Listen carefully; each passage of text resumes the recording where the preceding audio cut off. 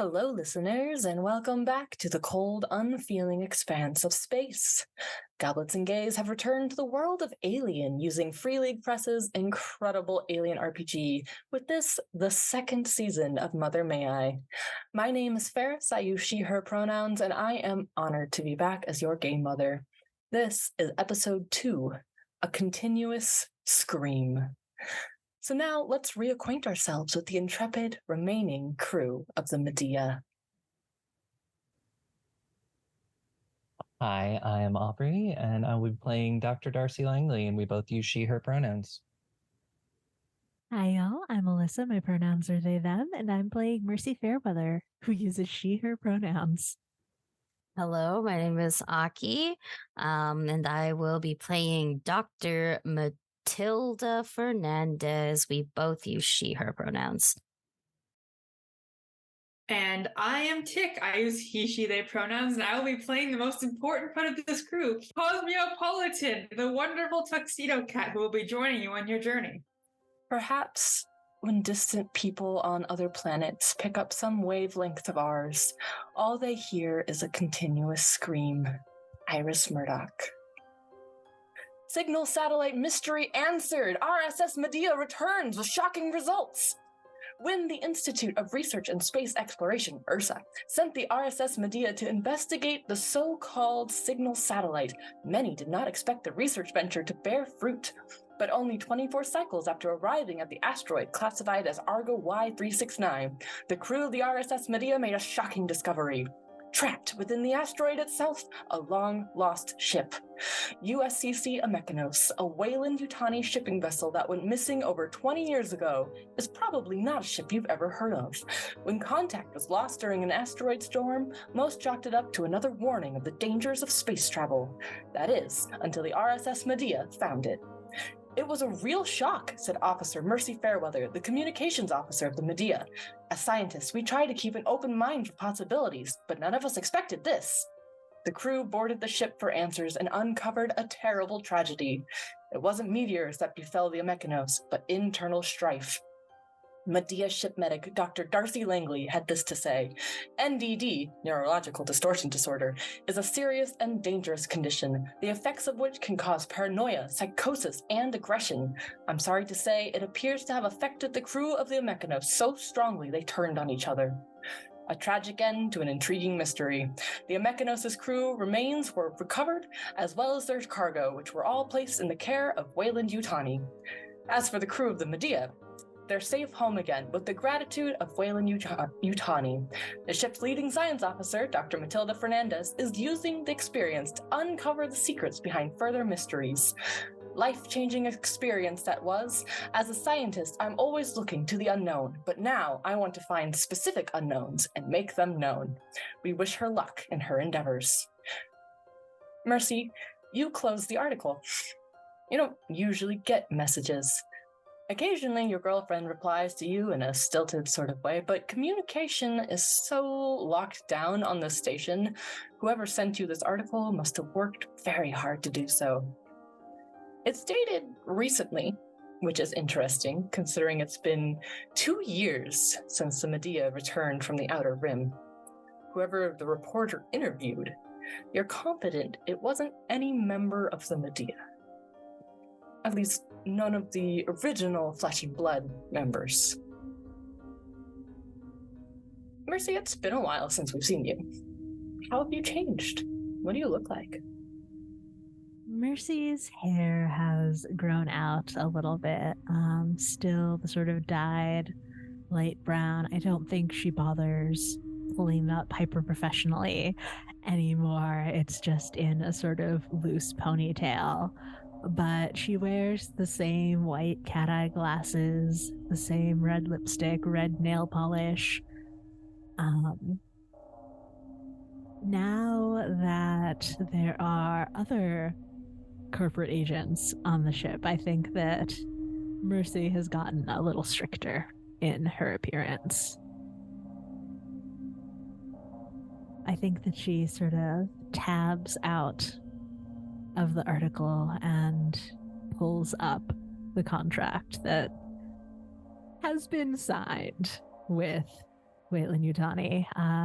Just checking. It doesn't matter. It won't make a difference. But if they had explicitly been given the right to her image and voice back on Earth. Yeah. The problem with fine print, even when you're someone who works a lot with paperwork and communications, know to look for these things, they're better at hiding it than you will ever be at finding it. It's been 2 years, so you found it now. But at the time, real sneaky. Mercy just sort of sighs, runs a hand through her ponytail, sort of tugs at the bottom, brings herself back to focus. And we'll get back to work. As you do, you hear your name called across the room. Mercy! Hey, Merce! And you look up to see Vesper Lucas, the former engineer of the Medea, staring at you from a table way over on the other side of the room. They've got welding goggles perched on top of their head. Their dark hair has grown out since the research mission into a short ponytail. They have freckles, wearing a jumpsuit tied off at the waist, just in a tank top. And when you look up, they say, "Did you get any signal from this thing or not?" I got some sort of message. Certainly not official. No. The thing. And the thing that they are referring to is your current job focus. It is the top secret neutralizer that you and Vesper have been developing on behalf of Waylon Yutani ever since they picked up the Medea on its way home. You can thank Lover for that immediate notification. After that, there were hours and days, probably, of long interviews that finally culminated in a job offer. Well, less of an offer and more of a command, but it was in many ways a promotion, and they were quite accommodating to most requests. But between the strict NDAs and limited communication with the outside world, how are you feeling about this job now that you're 2 years in? Yeah, the problem is that having a high position in a job that I can never talk about and that no one knows is that's not really a high position at all, is it?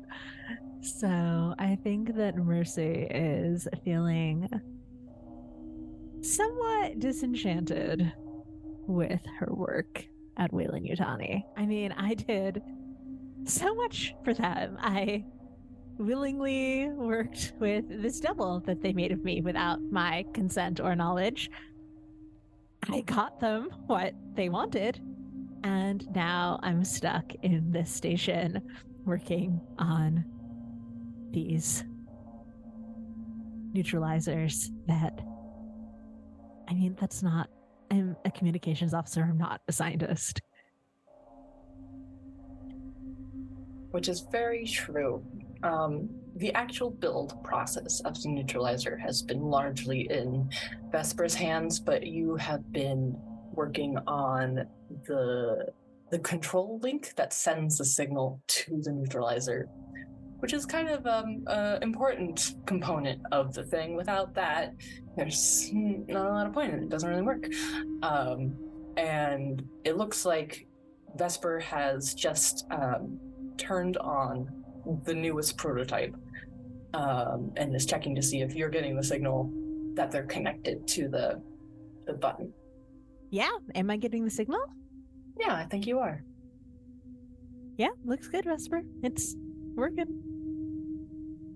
And you see Vesper has this mixed emotion across their face of yay, progress, but then it's immediately replaced by crap, step 2, which is not fun. And you both kind of look at the same time to the east wall, where there is this clear cryo vacuum container the interior of which is set to 2.7 Kelvin, or negative 270.45 degrees Celsius, which is the temperature of space. And it has, you can reach your arm into the container using like little sleeves. But the problem is what is in the container, which is 2 years ago, you called it semi-ironically, semi-not, a moon rock. But you now know the official term for it is ovomorph. It is an egg. And it is what is creating the most difficult part of the process, because it has to be stored in this environment from opening, essentially. The downside is the neutralizer contains electronic components. And the trouble that you two have been running into is getting that to survive the simulated environment of space, as well as the very hostile bioenvironment of the ovomorphs thing.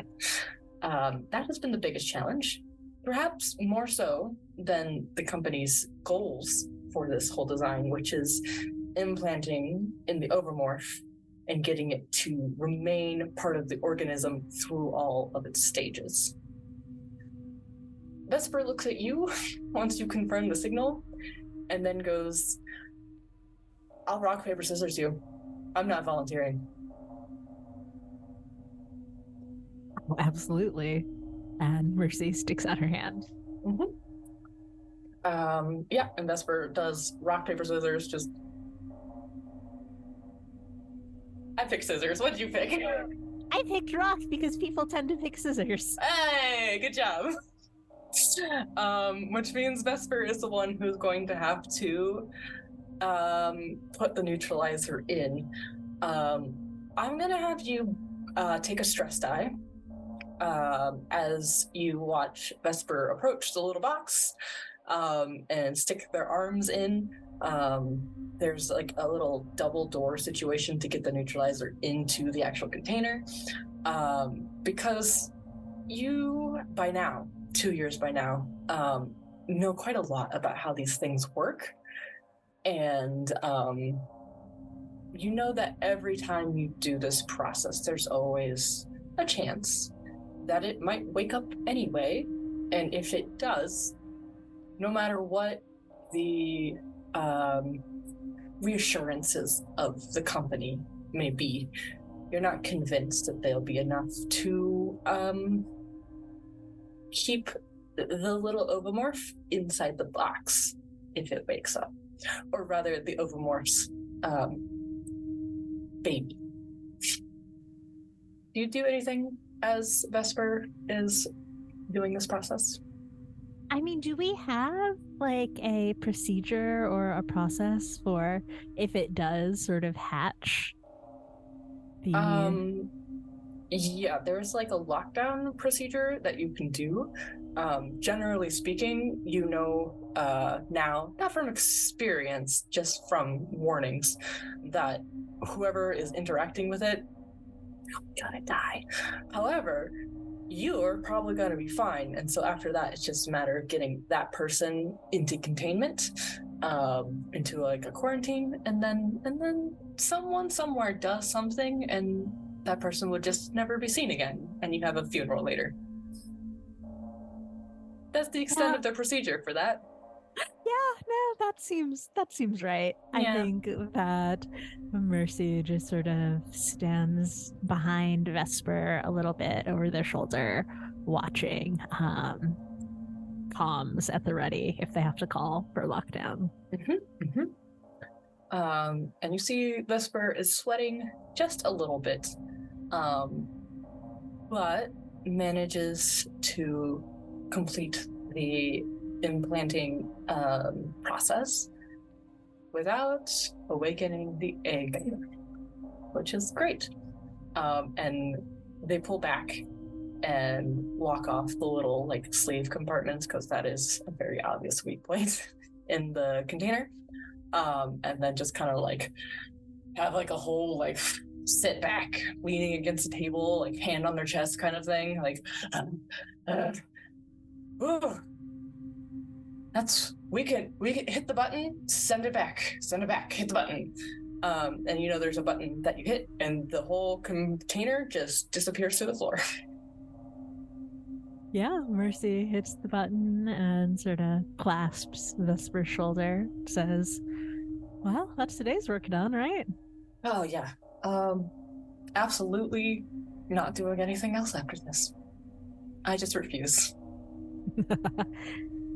Here, let me buy you a drink, which obviously is not actually buying or anything special. It's just make some synth coffee or whatever, but...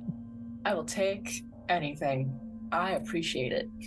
And while you're having this discussion, the doors open with the...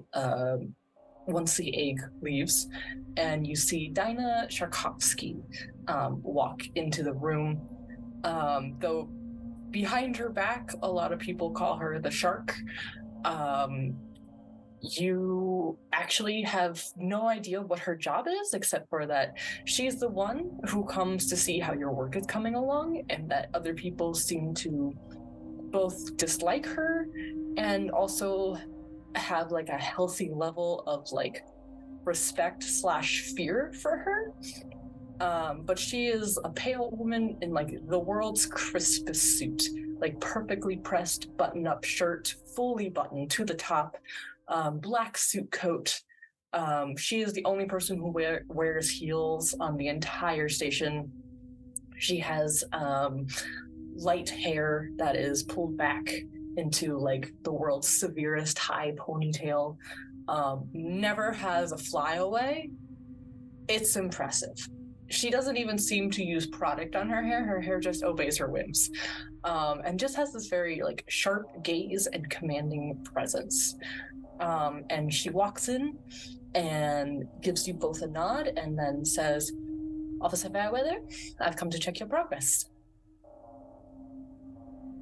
Yeah, most recent news from Neutralizer seems like signal worked. We just implanted it. Excellent.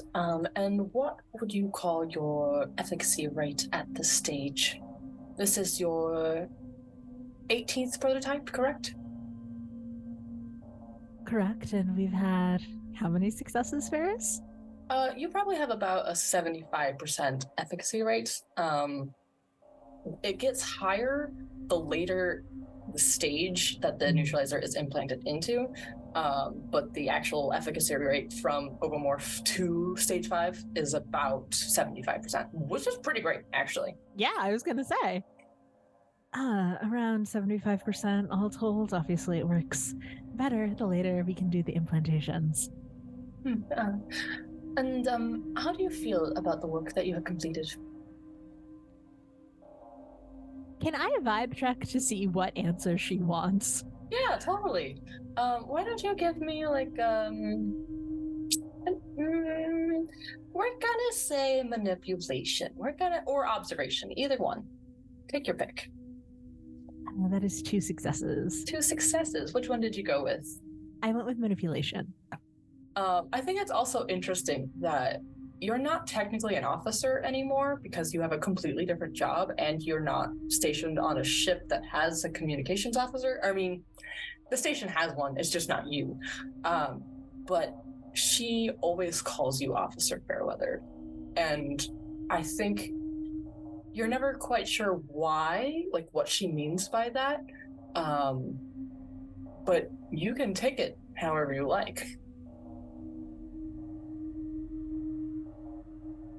I will take it positively. I will assume that means she likes me. But yeah, I think Mercy says, I mean, frankly, for this type of work, not that there's much comparable to it, we're really terribly effective. I feel good about what we're doing and the progress we're making. Promising results, to be sure. There was a recent chance to test your neutralizers in the field. I am afraid it did not go quite as well as we would have hoped. There is a significant delay between when the signal is sent and when the neutralizer takes effect.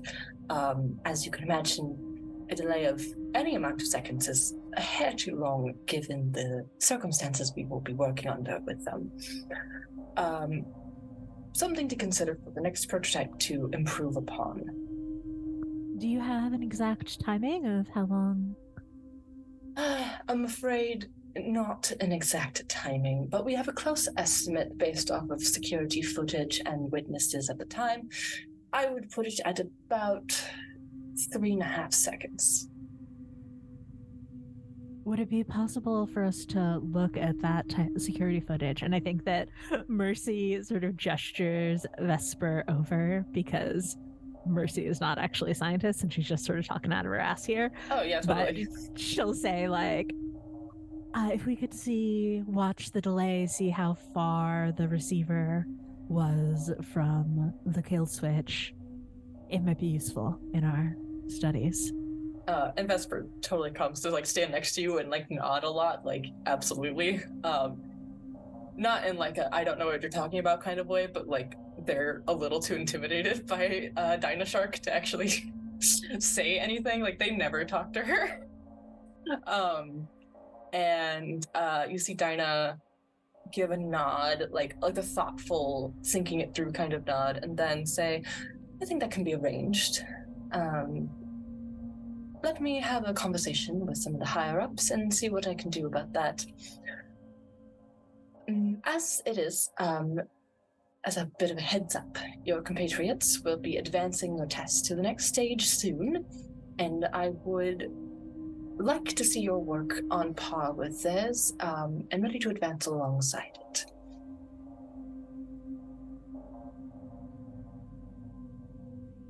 Of course.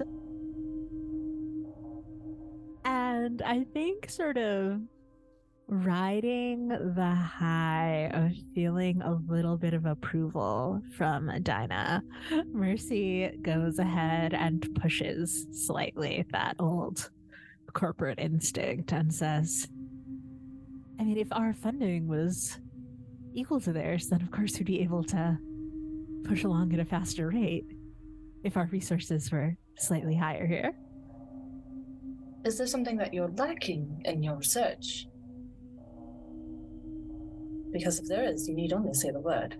This is a highest priority experiment.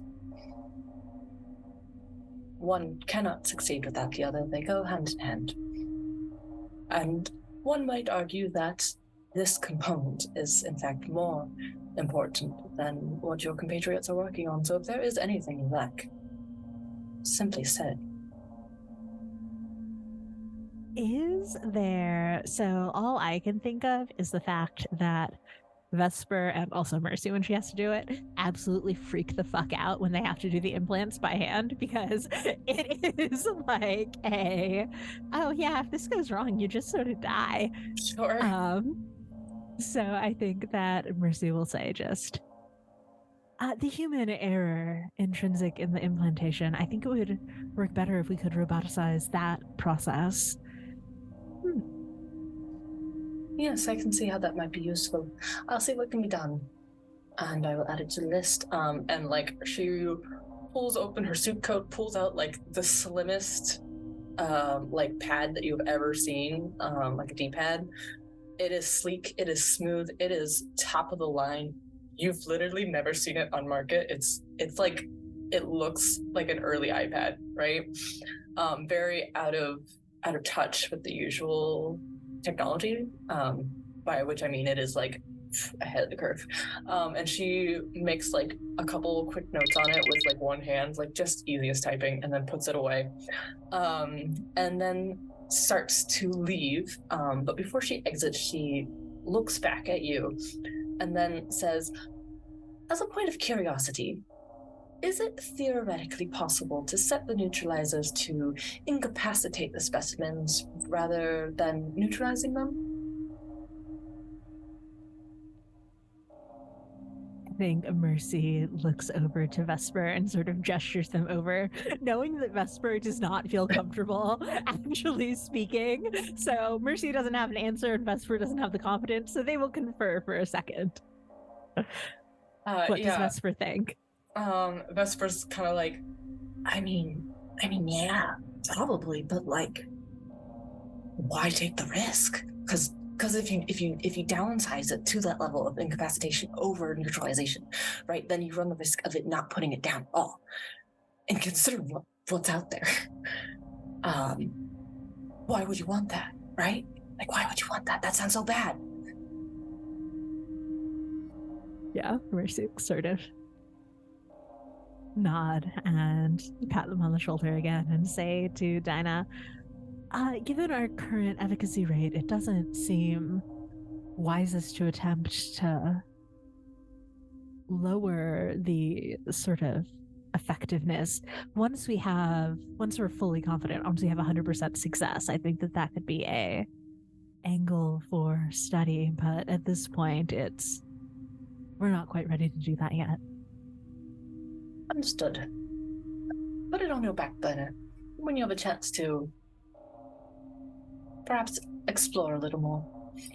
And then she leaves, and we will leave you and Vesper, and we pan out into view, taking into view this large space station with absolutely zero identifying marks on it whatsoever. And it is rotating gradually. It's like this big donut of a station with like the little connecting bits in the middle. And we see it orbiting this large blue-white planet that you would never find on any public maps, and not on a lot of private ones either. There's like 3 maps. 3 people have maps that this planet appears on. And we pan past the large windows along the outside. We're passing crew and security and researchers as they all make their ways through the corridors and rooms, going about their daily business, until we reach the opposite side of the station in a much, much larger lab. And we find you, Dr. Darcy Langley, reading an article you can't believe Weyland-Yutani would have let through their security measures, considering you can barely ever get a message to or from your wife without half of it being deeply redacted. It is a bit of a concerning article, considering A, how recently it was published, and B, that you and your crewmates were apparently all interviewed? You don't remember that. You'd think you'd remember that. Definitely. But yeah, how have you changed, Dr. Langley? What do you look like now? Well, in the last 2 years, my hair has grown out. It's probably about halfway down my back at this point. Usually will be kept up in a ponytail or a bun, but as I'm not really working right now, it's just kind of there. It just continued to fade more on the dirty blonde side rather than the strawberry blonde it used to be, thanks to stress and or just age.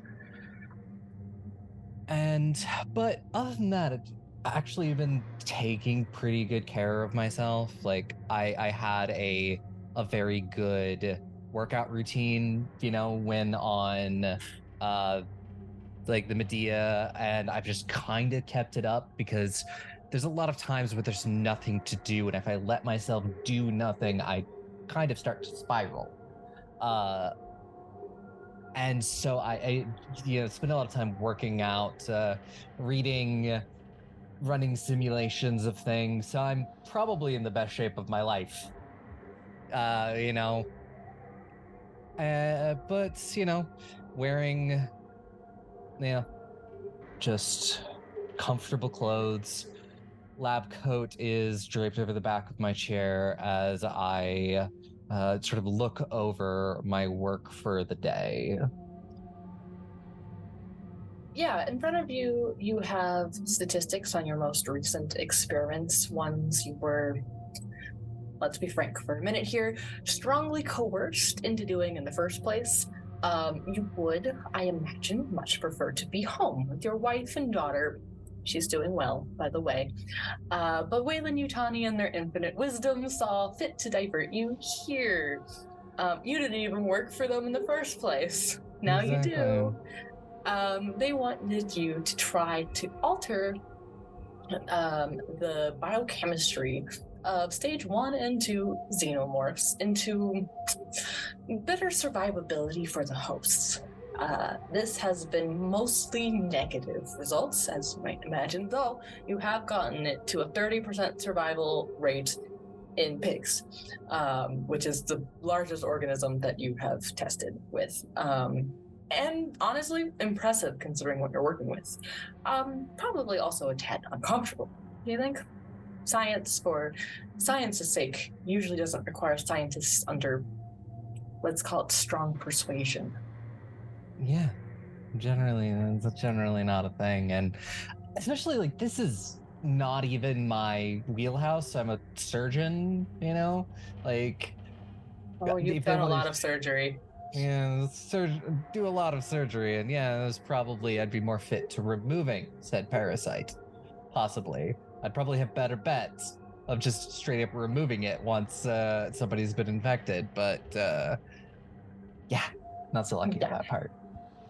There's been a fair amount of that. After a certain amount of incubation, they have attempted that. The problem is that the creature itself just literally changes like the cells, which is why so many people die regardless of that. Fun facts. I learned about it in the Alien RPG book. But yeah, so that's been just a fun thing to deal with. On the other side of the lab, we find Dr. Matilda Fernandez poring over notes.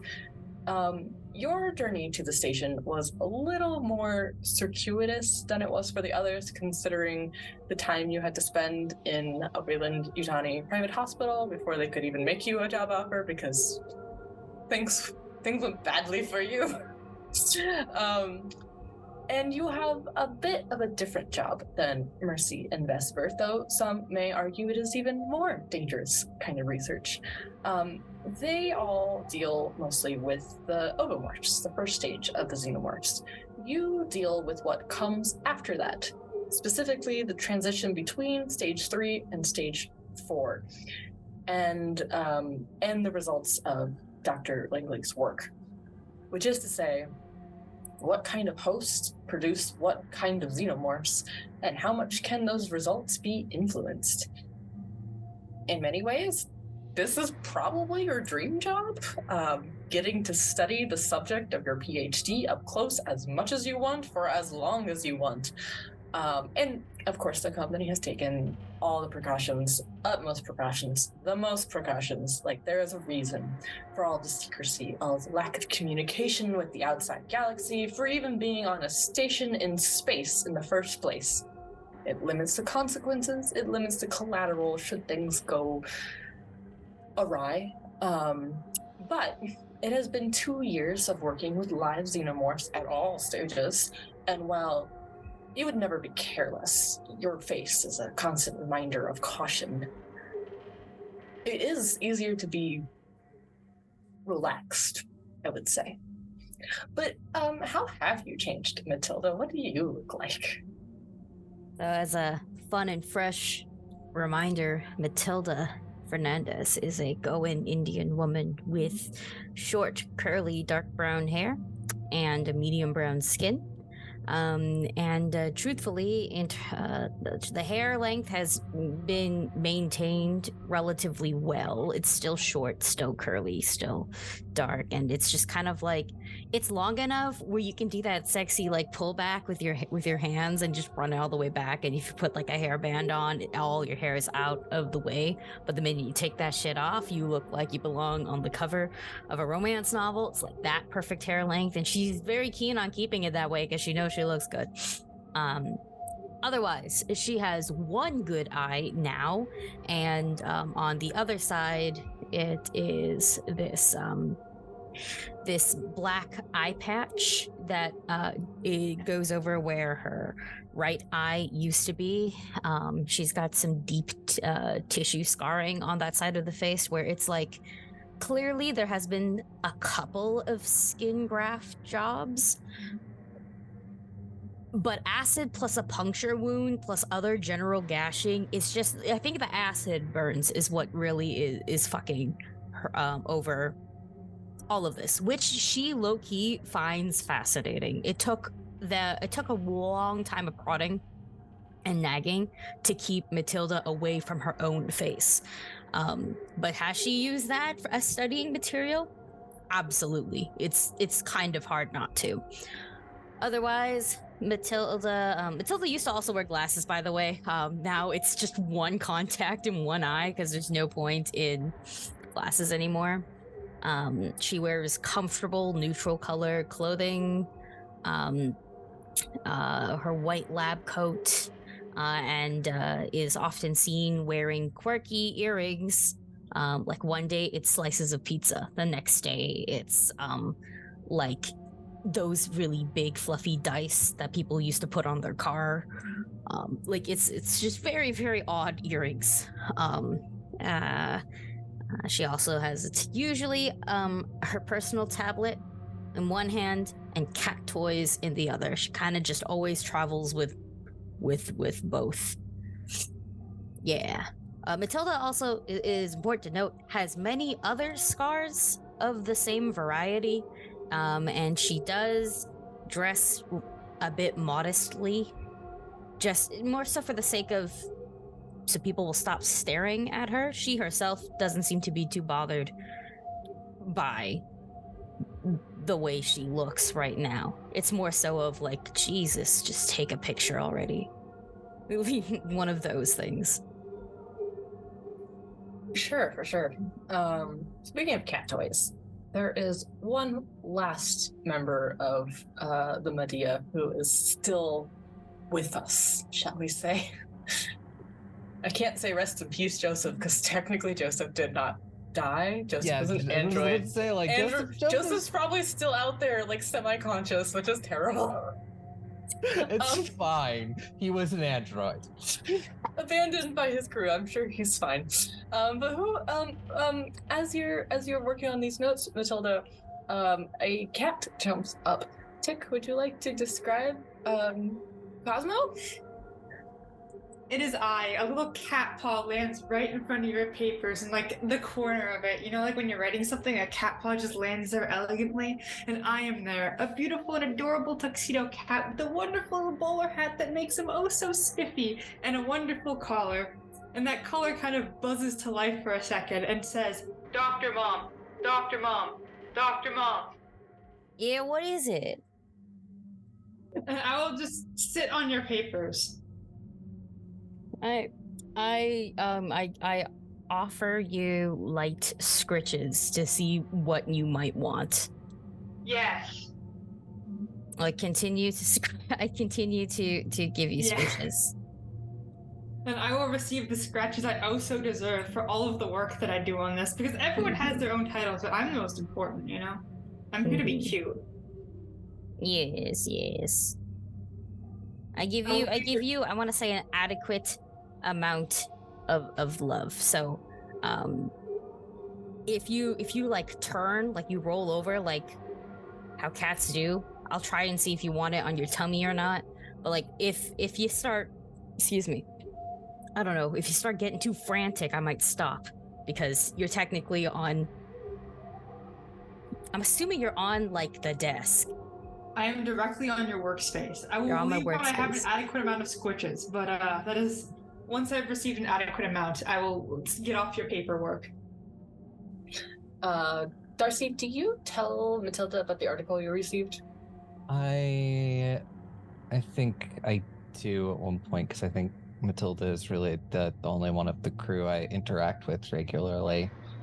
Sort of as this is going on, I turn around and say, have you gotten anything weird in your messages recently? No. You talking about the interview? The interview that we definitely didn't do. Because we never made it home. Nope. The talk about that it wasn't the creature that did this, it was the NDD that caused the entire ship to I mean, why would they? That's fair. Why would they? Big government super secret at this point. I mean, it's a little far-fetched for regular people to believe in aliens. Believed it if I had not experienced it myself. Oh, and you did. You experienced it. Mano a mano. Yep. Not an experience I look forward to repeating ever. I mean, I don't want you to repeat it or anything, but I want to see it.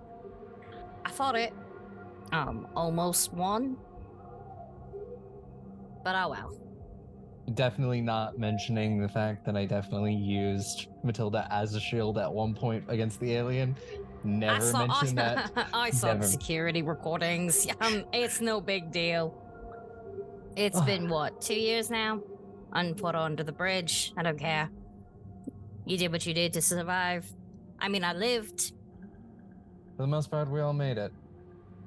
Most of us. Mina, unfortunately.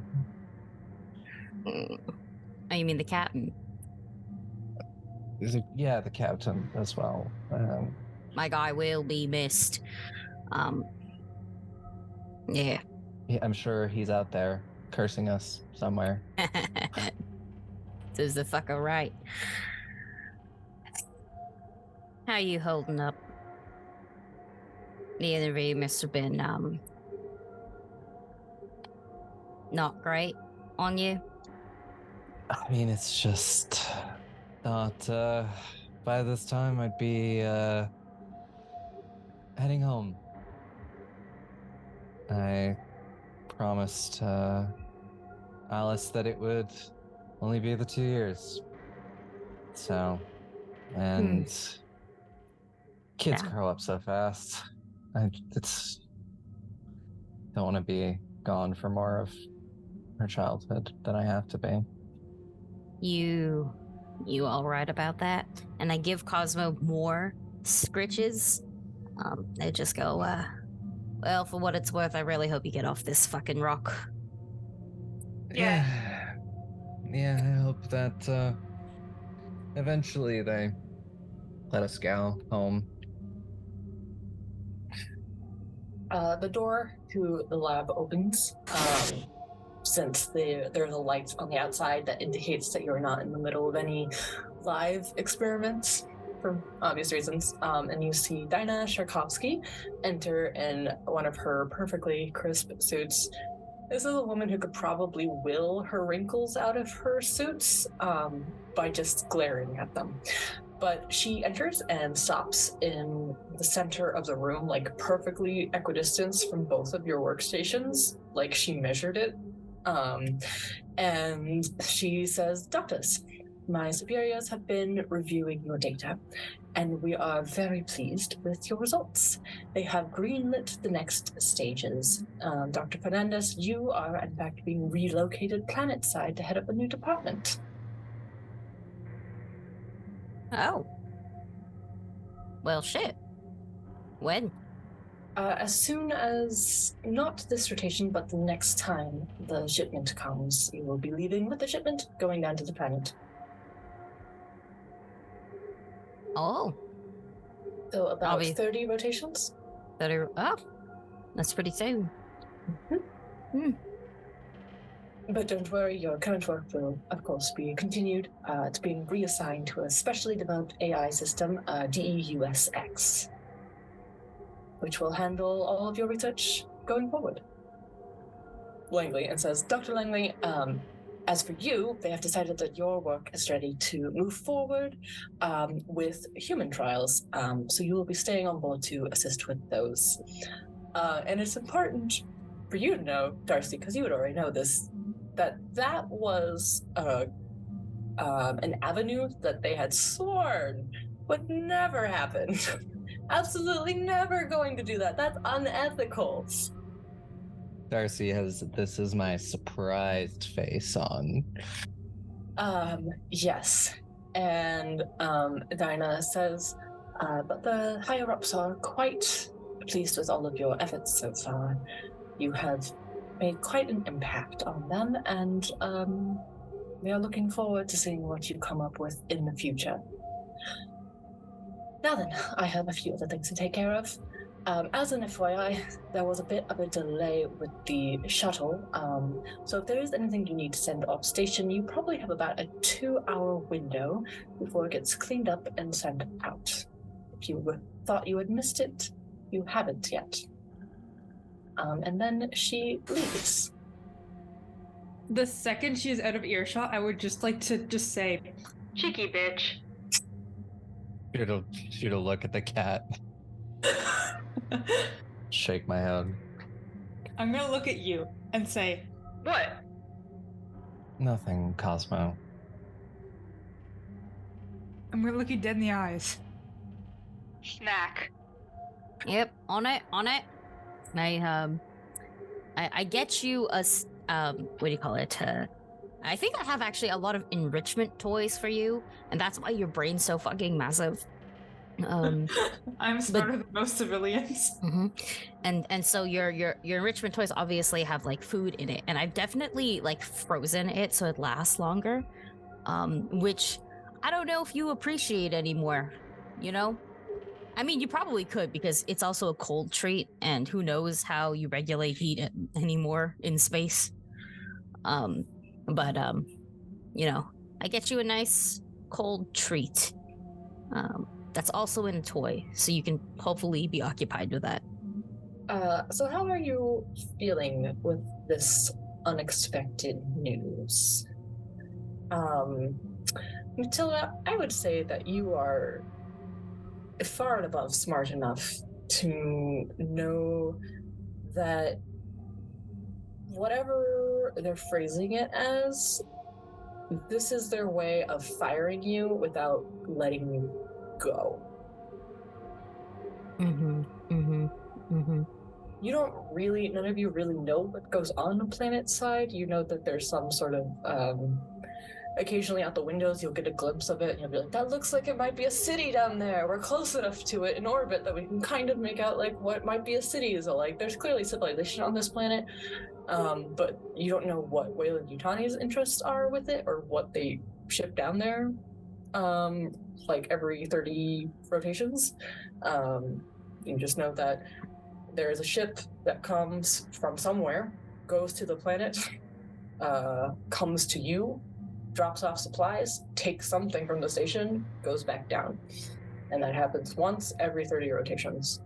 And currently it has been apparently delayed by about 2 hours. And after that, it's going to be a long time before it comes back. I think I've gotten very good at keeping my cool when I'm upset. But I also have this resting bitch face. And so the bitch face is, dare I say, bitchier. When I'm not, like looking at Cosmo or anything like that. I'm gonna look over at Darcy and just go, so. Oh, yeah. Nasty pricks. Yep. I just trying to keep my head down and do my job. Currently, they have us all wrapped up with so much legal red tape, but even if we did, say, run away, we couldn't really get far. Worst part of it all is I think I'm the only one who wants to stay on this fucking rock. Well, ship. This is your thing. Like, you want to study these things, and if I hadn't been so up close and personal, I might have found them fascinating. Because as somebody who has studied biology and things like that, it is fascinating that creatures can exist like this, in space like this, but they're horrifying. Downright stuff of nightmares. Beautiful. Fucking monsters, literally. All of them. Yeah. I don't know, though. You at least can I don't continue doing human surgeries. No. I'm wasting my whole life on this. Definitely wasn't supposed to be doing them on people. Because that's so incredibly unethical. Really wish I could have told you that I didn't see it coming, but Yeah. being 100% honest, would have turned the blind eye to it. But, well, hard to do that when I'm getting probably the nicest way of being fired. I'd probably feel better about it if it was, let's do these to possibly save lives. We're not saving lives. Oh, yeah, I want to go chill with Darcy a little bit just because she seems kind of depressed. My mom is okay. I can hang out with other people, Mom. But I will go just sit on Darcy's lap. Yeah. Scritch. I think while you're doing that, there is a voice that suddenly just pops into the room with you, as she's wont to do. And you hear Lover, who was installed as per Dr. Fernandez's requirements for coming on board. And Lover says, "Hello, doctors. I have found a top-secret company memo I would love to share with you. May I? It is not for your eyes." Lava, yes. Oh, I got very bored with nothing to do on the ship, and so I went rifling through their computers. Yes. you heard the cat, Lover. Yeah. Thank you, Cosmo. I have found in Ruby Kovac's office a company memo on her computer. It is top clearance. It is not for your eyes, so I will not show you, but I will say it out loud. It says, met with some execs from CMB. They seem deeply interested in Product X. Can we schedule a demonstration? The Stetson mines. Send one there, as long as they can see the potential. If they sign a contract now, it doesn't matter when we deliver on final product. M. Bishop. Was that helpful? Yes. Is there a date, like a scheduled date for the demonstration by any chance? Unfortunately, no. Is the name familiar to us? Yeah, very familiar. Well, Bishop is a name that could be anyone, but the most famous bishop you know is Michael Bishop, who is the head of Weyland-Yutani at this time. I don't think it's that if you do really good and press the boss, maybe he'll let you go home. Definitely not that. For what else it's worth, you would also know that CMB stands for Colonial Marshal Bureau, which is like the law enforcement arm of the colonial administration that works for the United Americas, which is not technically controlled by Weyland-Yutani. But Weyland-Yutani can kind of call on them whenever they want. There's a lot of actually a lot of the security on the station are like either ex CMB or like current, and just they've been stationed there for fuzzies. So that's, space ACAB and all. Yeah, for sure. I'm gonna look over at Darcy and just go, that plus the news, I'm not too keen on what's about to happen. Yeah, it could go really bad. Dr. Mom? Danger. That is a good question, Cosmo. I would argue that Dr. Mom is always in danger while aboard this station because of the live specimens that you have called xenomorphs. However, I would say that according to some other files that I have been looking at illegally and without authorization, because I have been given ultimate authorization and also I am a little glitchy, I have found that there are a lot of documented causes of death on the planet. They are not documented with what actually caused them. It just says cause of death, line of work. Well, we can guess what line of work they are. Well, look, I like think like quiet. I get very quiet for a hot second as I think. I'm gonna and then I look back at Darcy and just go, "How bad you want off the ship? Quite a bit. Do you care for anybody on the ship?" But maybe Vesper. Ouch. Mercy's my rival. That's fair. That's fair. Well, maybe something's gonna happen. You remember what you killed that thing with? Yeah. Cutting torch. I'm gonna run some numbers. And I'll get back to you with a better plan. If you have people you care about on the ship that we can trust, let me know. Talk to Vesper at some point, whenever paths cross. I'm not too keen on dying here, so. Or am I? I love mayhem. You do love her. I love you, love. Dr. Captain Mom, will you be leaving me behind when you leave? Never. You're like Wonderful. family to me. Commence mayhem. No, bitch. Good cat. Darcy, are you going to go find Vesper? Yeah, I mean, they just finished their prototype, so I guess I should figure out, things about this. My justification. Follow-up question.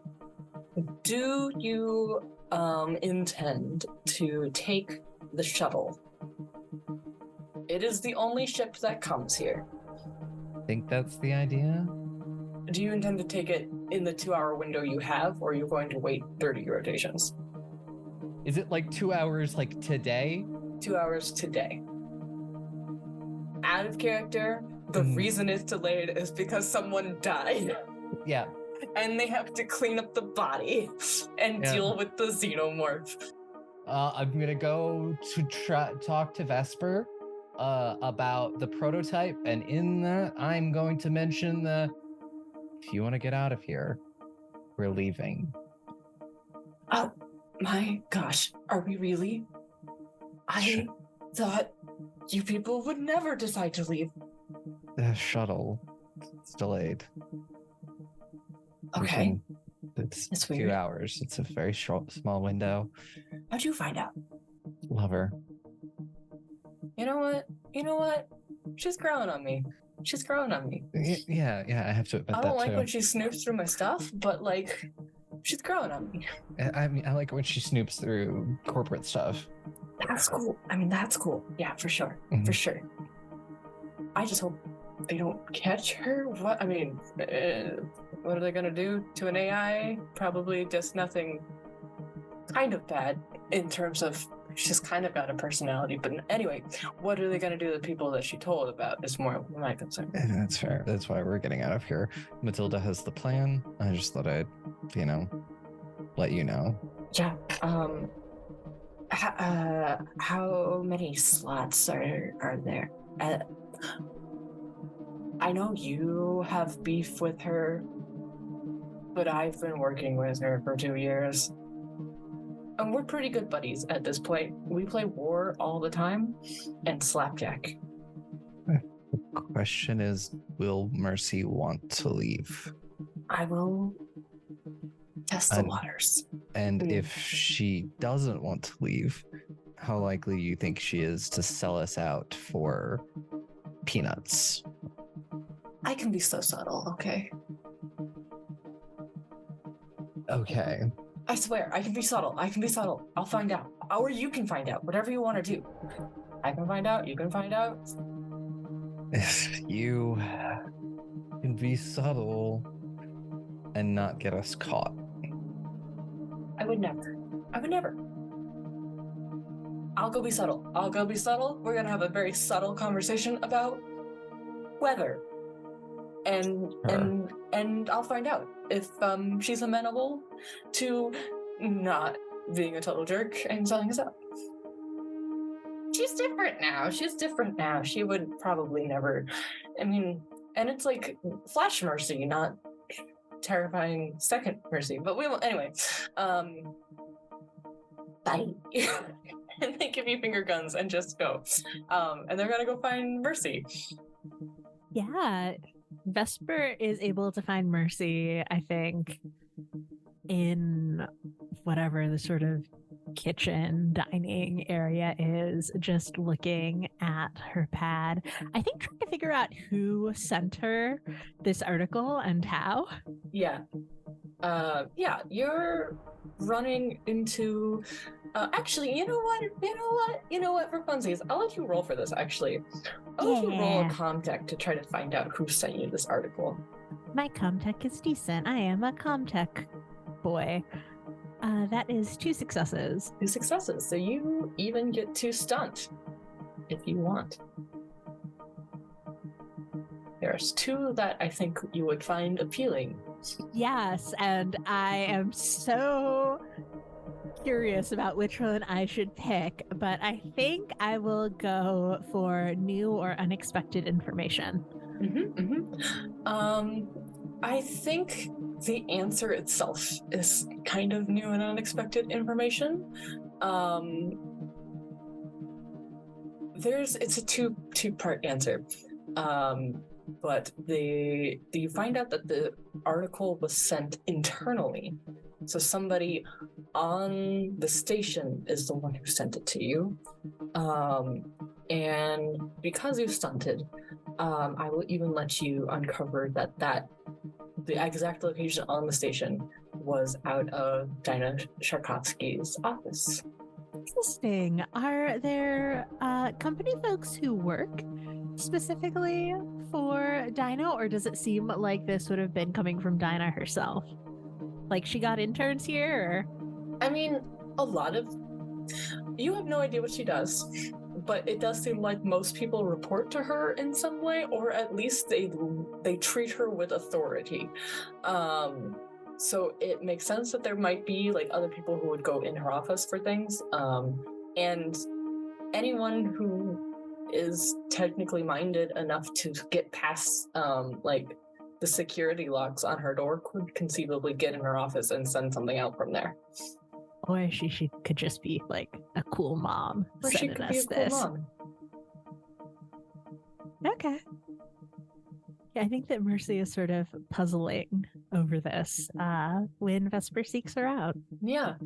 And Vesper is gonna like sidle up next to you, like their arms on the desk, their head on their arms, and just kind of be like, so, you know how we kind of got dissed a little bit earlier when it was like, yay, good job, but also do it better next time? I was there for that, yes. And that was kind of like disheartening when we put our whole hearts and soul into this. And you know how you worked for Weyland-Yutani to start with, but like some of us didn't work for Weyland-Yutani to start with and kind of persuaded to work for Weyland-Yutani, perhaps in a, I wouldn't use the word blackmail, but like, you know what I mean? Wouldn't you? It seems a fairly accurate representation of what happened. I mean, you said it, not me. Yeah, so you know, that's cool and all. And you remember the part where they're like, it's a short contract. It's only a few years, but it's been 2 years and there's no sign of it being over ever? Oh, I was actually looking at our contract earlier. In addition to it not having a duration, it does give them the rights to our faces and voices, which has been used apparently in the media. And Mercy will pull up the article. And Vesper, like, reads it and then goes, they didn't even quote me. Well, like you said, you didn't actually work for Weyland-Yutani. No, that's, I mean, I don't think the doctors did either, actually. You know what's also fun? Do you remember how you had a twin? I do remember that. Yes, I believe that we all did. Yeah, So- I try not to think about the last part, but actually, in light of the article, I am thinking quite a lot about that last part and the little bit about the contract that you said about how they can use our face and likeness, and they have that walking around, little milky version, because of the blood thing. Anyway, what I'm getting at here. Do you like your job? I think that Mercy has been watching Vesper sort of flail through this subtlety with a lot of joy in her heart.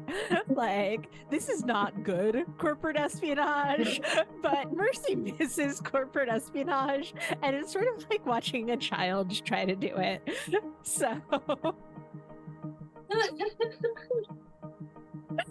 she, I think, rests her hand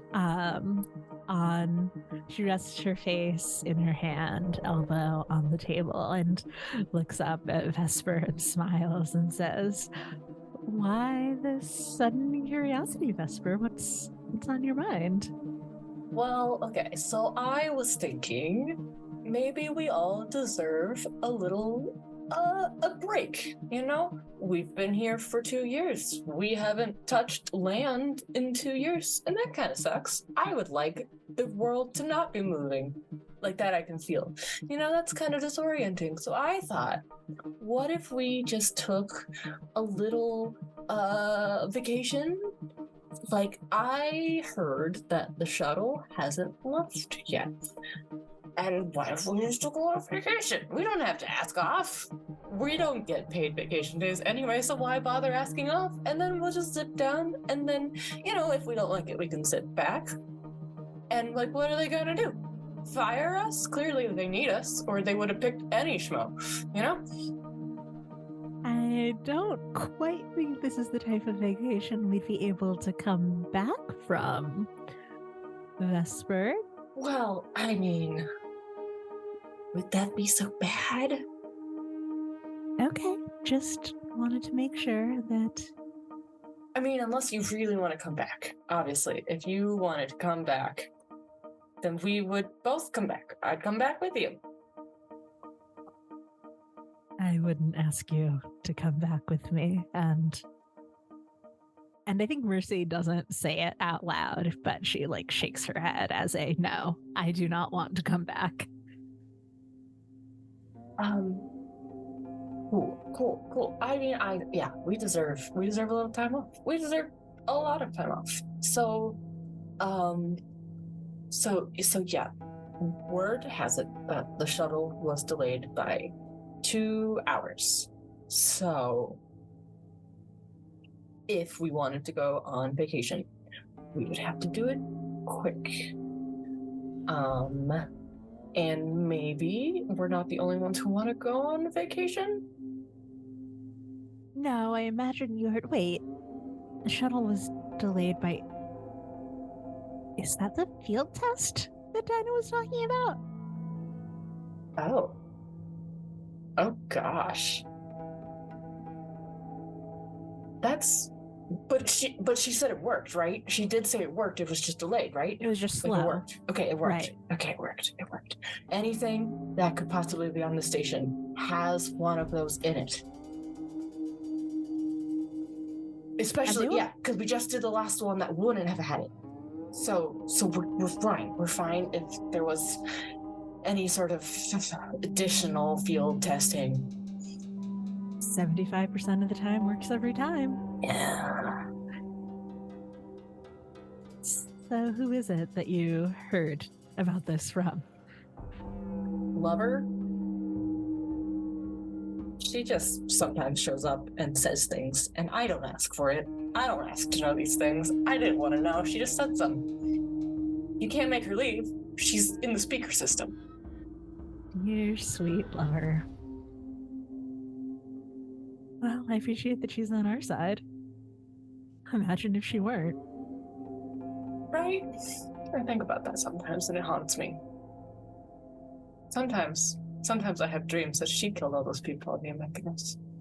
Mercy makes a face don't say that where she might be listening. And Vesper says, I think there's some vacation planning happening. But if you're into that, and if you're into that in a way that isn't about telling people we're going on vacation, then you should join us for vacation planning. Where is this planning happening? Is it straight into the shuttle, or? No, I'll find out. I mean, I was gonna take a walk around to the other lab because I haven't been there in a while. And then maybe keep walking after that. If you wanted to walk with me. We got that check-in from Dinah today. Might as well check up on what exactly that other lab is doing. Exactly. Yeah, Mercy will stand and loop her arm through Vesper's and head on down. Okay. And you all convene in the doctor's laboratory. You see Vesper come in with Mercy, who may or may not be a welcome sight depending on who you are.